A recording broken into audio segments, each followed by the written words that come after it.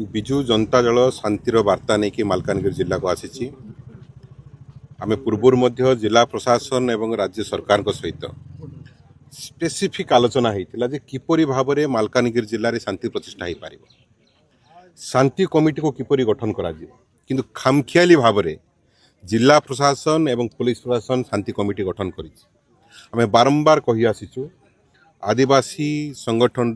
नेता माने शीर्ष नेता माने जिलार एवं बंगीय समाज जो नेतृस्थानीय व्यक्ति अच्छा भितर गोटे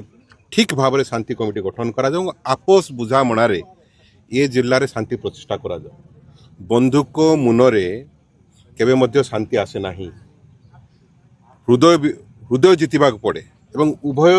गोष्ठीर हृदय को जितिया सरकार चेष्टा करते एठी आमे देखिलु पुलिस छाउणी करी कौन साबित करने चाहते लोके आमर शांति प्रिय लोक एवं वर्तमान बहु आदिवासी नेता भुवनेश्वर जाइछन्ति सेमाने फेरला परे जिला प्रशासन सेमान को पुनर्बार तांको निकट को डाकू एवं बंगीय समाज भाई मान को डाकी आपस बुझामणा करा जाओ जो द्वारा कि शांति प्रतिष्ठा हो पार सरकार बेपारुआ भाव काम करुछि ना जिला प्रशासन राज्य सरकार एवं पुलिस प्रशासन तीन जन जाक फेल मारी मालकानगिरी जिले में शांति प्रतिष्ठा करने एवं पुनर्निरीक्षण करी आउ थे करा न जाए ताहले सरकार समस्त दोष एवं दायित्व निभाइब एणुक विजु जनता दल बहुत शीघ्र या रिपोर्ट दाखल कर